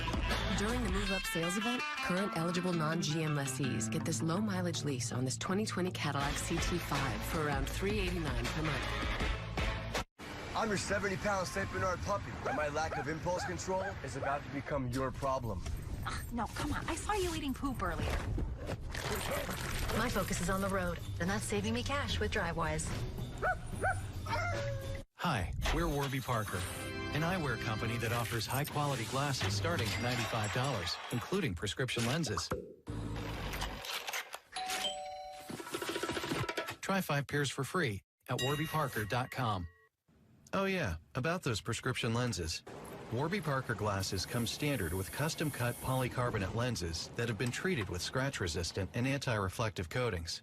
Nice. Try 5 pairs for free at warbyparker.com. Nurse. Oh, thanks. Well, I can. No, I got it. Sweet unholy cobalt. Is Brad's car better than mine? Better sign-up bonus? Better travel perks? Is that how Brad took that trip to Barcelona? Wait, Barcelona? Barcelona? Steve, I got it on NerdWallet. Ah.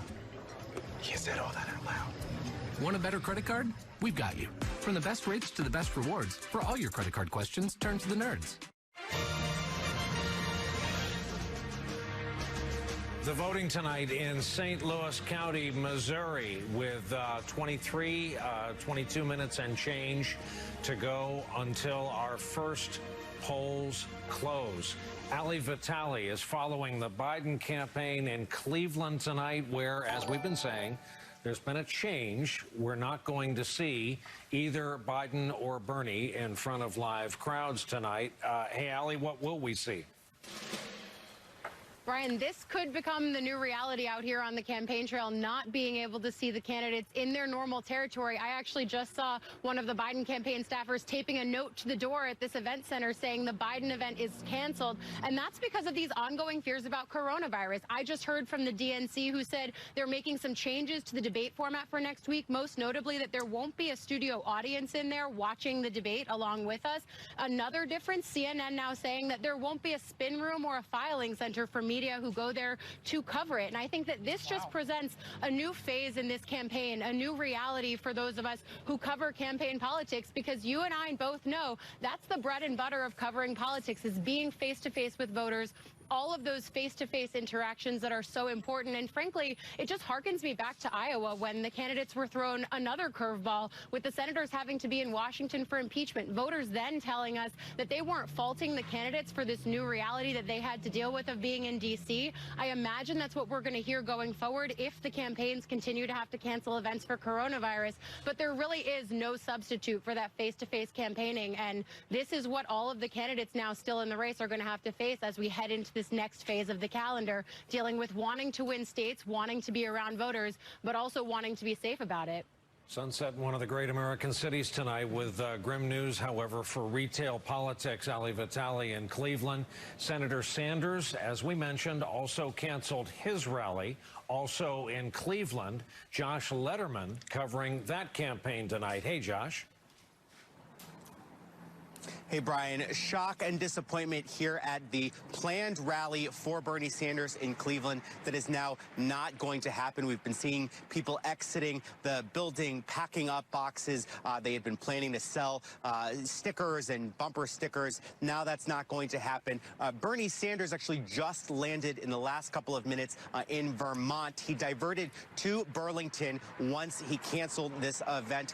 We don't yet know whether we will actually be able to see Bernie Sanders this evening as these results are coming in. But we did just hear from Sanders in a statement expressing concerns about long voting lines, not only in Michigan, but also in other parts of the country voting today. Bernie Sanders calling that, quote, an outrage, and calling on polling officials to keep the polls open longer if necessary to allow more people to vote. Here in Cleveland, we're hearing concerns from some Sanders supporters that given the way that Bernie Sanders tends to campaign with these massive rallies, less retail politicking like Joe Biden, instead having these really large events, that if he's not able to do rallies because of these coronavirus concerns, that's going to have to fundamentally change the way he campaigns going forward. Brian? Josh Letterman, thanks. Two notable things there. Without a spin room, how are we going to know who won the debate? Secondly, and more seriously, Bernie Sanders, who has already carried Vermont, going home to Vermont tonight. Yeah, this is interesting. I mean, it was interesting alone that we've got 6 states who are, that are voting tonight. We've got, Michigan, Missouri, North Dakota, Idaho, Washington, all these states. And neither of the candidates was planning on being in any of those states tonight. And maybe that's because they didn't know for sure that they could count on which states they were going to win, and so they didn't want to put their candidates there. Maybe, I mean, looking ahead to next week is not crazy. Next week is 4 very important states: Ohio, Arizona, Illinois, and Florida, all big states. But for both candidates tonight to be planning to be not only not in any of tonight's states, but both of them in Ohio and both of them in Cleveland, and then both of them canceling, was strange enough. Now to have Senator Sanders going home. Yeah, no, you would expect, Senator Sanders is behind in the delegate race. You would expect him to still be, I would expect him to still be in Michigan tonight. I mean, rather than hopping on to the next state, because he's got to play for this week. He's got to scramble for those delegates that Robert Gibbs was talking about. Every delegate counts. He's got to make up some ground, because next week doesn't look that great for him. So it is surprising to me. If your Cleveland rally gets canceled for reasons beyond your control, well, at least then you've lost. That's a sort of sunk cost. You could go back to one of the states that's you're actually very close to Michigan, when you're in Cleveland, and so to go to Vermont, it just seems like an odd decision. Well, I also also think that the Sanders campaign is going to have to make different strategic decisions. They're going to have to make the same kinds of strategic changes that the Trump administration and the Trump campaign is going to have to make. That is how they present themselves to voters. And both Sanders and Trump have had success doing it their way. Joe Biden has never been a rally convener or a gifted rally, you know, speaker. And I don't say that as an insult. I say that as, you know, different politicians have different strengths and weaknesses. And giant rallies are not Joe Biden's. But I think this crisis, and we may, you know, we'll learn more, I think, as the night goes on.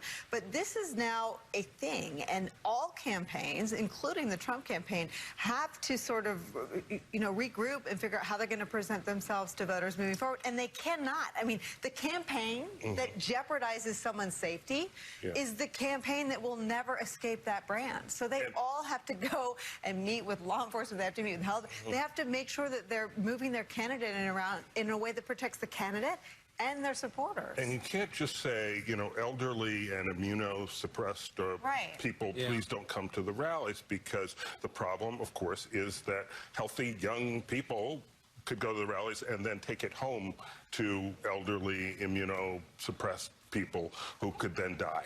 And I mean, that's the problem. That's the reason you restrict these sort of Bernie Sanders has also, we shouldn't understate, he has not had a great stretch. I mean, the endorsement from Elizabeth Warren didn't go to either one, but it did not go to Bernie Sanders. The endorsements from Kamala Harris and Cory Booker went to Joe Biden. He deployed them in Michigan. I mean, Bernie Sanders has had a challenging stretch, and the idea that he's sort of regrouping or meeting with staff makes sense. Maybe this is a larger regrouping. I mean, you're right. I mean, he lost Maine. He lost Massachusetts. He got beat by 30 points in South Carolina, and the ensuing week has not been good. I will still say that I'm surprised to see him going home, but maybe they are hitting the reset button. Maybe we'll get a statement from the campaign about what they're doing. We should also mention that as Biden and Sanders both canceled their planned rallies tonight in Ohio, the Trump re-election campaign did announce an event of some stripe in Milwaukee, Wisconsin for Thursday, March 19th. They're calling it a Catholics for Trump coalition launch, but it's got a general admission doors opening date, and otherwise sounds like a rally. And they expect several thousand people will attend. So whatever they call it, it is the kind of large gathering that Vice President Pence and Tony Fauci warned against today at the 6:30 briefing. I'm still dwelling on your point. Forgive me. What Bernie's good at is massive indoor rallies. For that matter, 10,000 people in Boston Common in the middle of the winter. What Biden is best at is finding the one person in a crowd who has suffered a personal loss and 10 minutes of absolute laser-focused time. Both of those encounters are now the kind of thing we've been waved off of. And what's it going to do to the debate? I mean, in terms of the advantage in the debate, to have nobody in the debate hall, to have that before zero audience. I mean, Sanders and Biden campaigns have been fighting over whether or not they'd be standing or seated, and all of these other dynamics that they were fighting over. Well, having it in front of an empty room will change the way that debate goes. No doubt, no doubt. And I think both these men are all politicians are fueled by their supporters and by reactions. And I don't know that we've ever seen a reactionless debate. It'll be televised, but there won't be any reaction. Imagine that. Another break for us.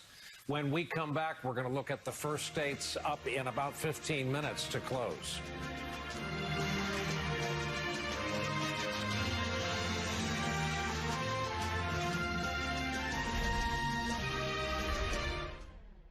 Hey, King Midas, people should know we can service their whole car. Yes. Tires, brakes, oil, everything. Everything. We must tell the people. Now get an oil change, tire rotation, brake check, and more with our maintenance package, just $29.99. I'm your 70-pound St. Bernard puppy, and my lack of impulse control is about to become your problem. No, come on. I saw you eating poop earlier. My focus is on the road, and that's saving me cash with DriveWise. You wouldn't accept an incomplete job from anyone else, so why accept it from your allergy pills? Flonase relieves your worst symptoms, which most pills don't. Get all-in-one allergy relief for 24 hours with Flonase. Are you currently using a whitening toothpaste but not seeing results? Try Crest 3D White Strips. Its enamel-safe formula lifts and removes stains to provide 100% noticeably whiter teeth or your money back. Try Crest 3D White Strips. I used to be a little cranky. Dealing with our finances really haunted me. Thankfully, I've got QuickBooks, and a live bookkeeper is helping customize it for our business. You're all set up. Great! Get set up right with a live bookkeeper with Intuit QuickBooks. The good news, our protection lasts all day. The bad news, so will this recital. Depend FitFlex underwear offers your best comfort and protection guaranteed. Because perfect or not, life's better when you're in it. Be there with Depend. A sommelier searches for the perfect wine. But I hear a different calling, the call of a schmear of cream cheese. For I am a sommelier. I practice my craft at Philadelphia. Here, we use only the freshest milk. That one, go, go! And the finest ingredients. What is this? Until perfection is achieved. He's ready. Schmears! Philadelphia, schmear perfection.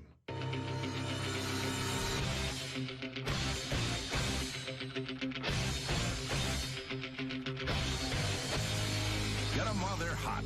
Applebee's 25-cent boneless wings are back in your choice of 3 sauces. This is the Pls family's land. They grew their first tomatoes right here. And when it snows, the kids go sledding right there. The Pls family runs with us on a John Deere 1 Series tractor because this is more than just land. It's home. Search John Deere 1 Series for more. It's tough to quit smoking cold turkey. So Chantix can help you quit slow turkey.